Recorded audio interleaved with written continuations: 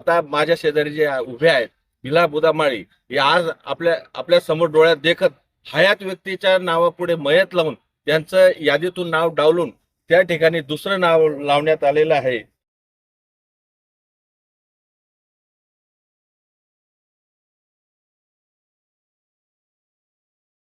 गोपीनाथ भास्कर माळी. मी सायगावचा रहिवासी असून आमच्या गावामध्ये सर्वोदय माध्यमिक विद्यालय संचलित संस्था उंबेरखेड या संस्थेचा आता निवडणूक चालू झालेला आहे. 16 तारखेला त्याची निवडणूक आहे. परंतु त्या यादीमध्ये या संचालकांनी एवढा मोठा सावळा गोंधळ चालवलेला आहे.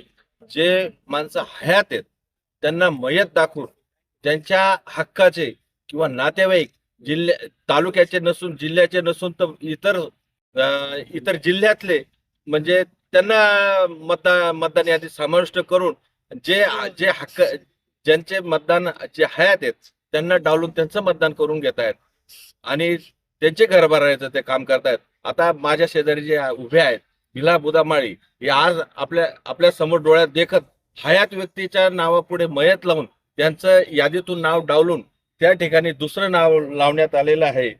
नातेवाईकांचे नाव आहेत. म्हणजे याचा अर्थ असा का त्यांनी त्यांच्या संस्थाचालकांनी त्यांच्या स्वतःच्या हक्काचं मतदान वाढवायचं आणि पिढ्यानपिढ्या तेच संस्थाचालक म्हणून राहतील. आणि त्यांनी आता तसं जर बघायला गेलं तर उपनिधी संस्थेच्या उपनिधीच्या नियमानुसार ज्या गावामध्ये त्या संस्था चालते किंवा ज्या गावामध्ये ती शाळा चालते त्या गावातील पाल्यांचे वडील किंवा त्या गावातील नागरिकांना सभासद केलं गेलं पाहिजे होतं. बाहेरच्या जिल्ह्यातील किंवा तालुक्यातील नातेवाईकांना सभासदांना तिथं येण्याचा कुठलाही राईट नसतो. हे जे नियम आहेत सरकारी नियम, हे कायद्यानुसारचे जे नियम सगळे या संस्था चालकांनी धाब्यावर बसून त्यांच्या रावी म्हणजे मनमुरादपणे त्यांनी त्यांच्या सोयीनुसार ते मतदान वाढून घेतलेलं आहे. आणि आपली सत्ता कायमस्वरूपी आपल्याच हातात राहू, दुसऱ्यांच्या हातात जाऊ नये या अनुषंगानेच त्यांनी मतदान वाढवलेले आहेत. आणि जे हयात लोक आहेत त्यांना मृत घोषित करून त्यांच्या याद्या वाढवलेल्या आहेत, त्यांचे मतदान वाढवले आहेत. आमची एकच मागणी राहील का हा सावळ्या गोंधळ आम्हाला मान्य नाही.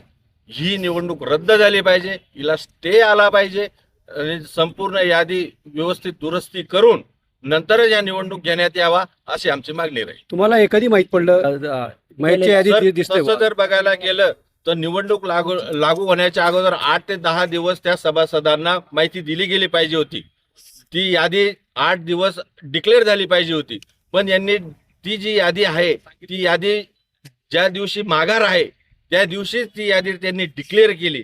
त्याच्यानंतर मग तो वेळच मिळाला ना आक्षेप घेण्यासाठी. टायमिंग आहेच कुठे कोणाजवळ? म्हणजे तुमचा आरोप आहे की ते पूर्वी जी कल्पना द्यायला पाहिजे सभासदांना दिली गेली तशी नाही, ती कल्पना दिली गेली नाही आणि जी यादी होती ती यादी देखील सभासदांना कळू दिली गेली नाही. डिक्लेअर केलीच नाही त्यांनी, ऐन वेळेस डिक्लेअर केली.